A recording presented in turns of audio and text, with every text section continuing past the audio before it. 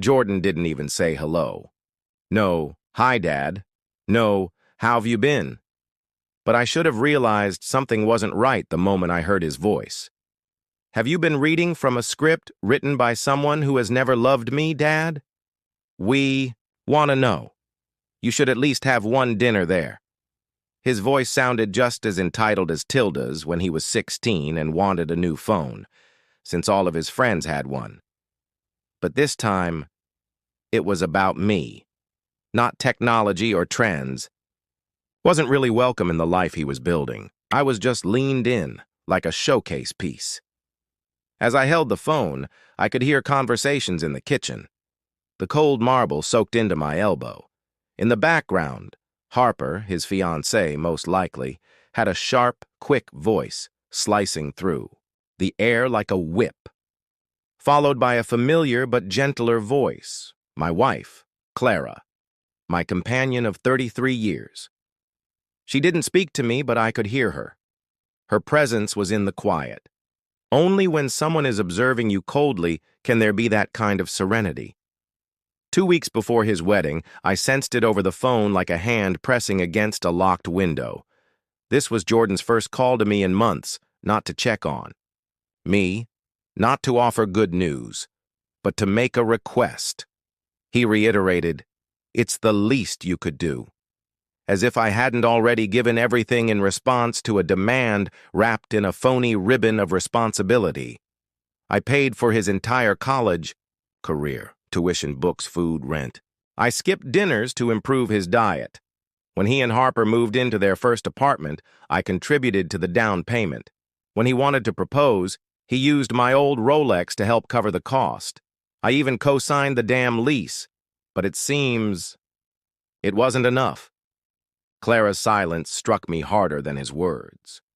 Because silence has weight. Her silence told me this wasn't just Jordan's idea. This was a conversation had behind closed doors, probably over overpriced wine, and matching smiles, and even though I was no longer part of that world, I still said yes.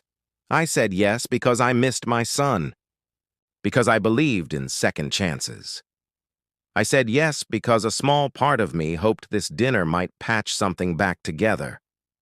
That maybe the table, the same table where I comforted him after nightmares, taught him to ride a bike, could give me one more moment of connection. Just a sincere smile, a smile like the one he gave me before Harper, before life, before resentment.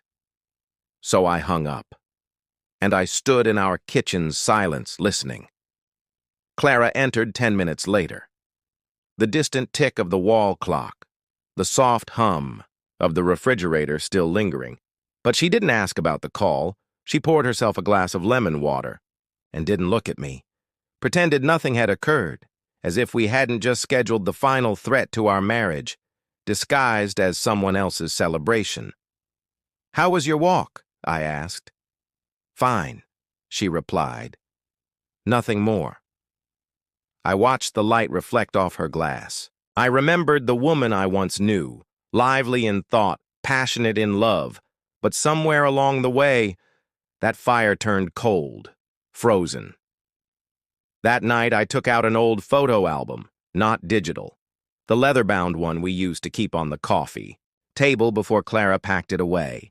I flipped through photos of Jordan, toddler on my shoulders, smiling, eating cake, holding my finger. His first steps, images from simpler times, when love didn't need receipts or explanations. I wondered what changed. Maybe it was me. Maybe I became too predictable. Or maybe they stopped needing me the moment I made things too easy. Stopped bleeding for people who stopped noticing. Funny how love becomes a duty, how gratitude mutates into entitlement. The next day, I underlined the dinner date on the calendar. Twice. Not because I was excited, but because I needed to be ready. I had to look composed, unshakable. I had to walk into that room, read every temperature change, hear every false word, and feel every sideways glance. This wasn't a favor. It was a test. So I put on my finest suit, hadn't worn it since our 30th anniversary, trimmed my beard clean and crisp, the way Clara used to like, polished my shoes until they reflected memories. Maybe a small part of me hoped she'd say, "You look good, sweetheart." But I knew better. I said yes to that dinner because I thought maybe kindness still lived somewhere in the hearts of people who now treated love like currency. It was a pivotal moment, and I was right. Just not in the way I hoped. The valet barely glanced at me when I arrived, just nodded, took my keys. The venue? Lavish. One of those rustic homes-turned-opulent event halls. Rose water scented the air. Gilded floral arrangements towered at the entrance, probably worth more than my pension. I straightened my tie, checked my reflection in the glass doors, and entered, alone. No Clara beside me. No quiet comment about the wallpaper. No assurance that we were dressed appropriately. Inside, chandeliers hung like frozen fireworks, silk drapes, flickering candles on each table, and there, near the front, Jordan tall, confident, in a navy, suit I likely paid for. He smiled, effortlessly. For a moment I remembered his science fair win at age 10. Back when his smile reached his eyes, he waved me over, one arm around Harper's waist. She wore a tailored emerald gown, impeccable makeup, cold poise. As I approached, she turned slowly, rehearsed, and smiled a perfect empty grin. Jordan pulled me into a quick hug. "Dad, just long enough to assert control. You made it." "Of course," I replied, patted him on the back. "Wouldn't miss it." Clara was already seated. She didn't rise, didn't speak, just nodded like I was a stranger at a wake. Black satin, hair pinned in a chignon, my favorite look on her once. Now it just made her look regal and cold. We sat. Small talk floated like ash. She had already written me out of her story. Jordan. Talked about Santorini.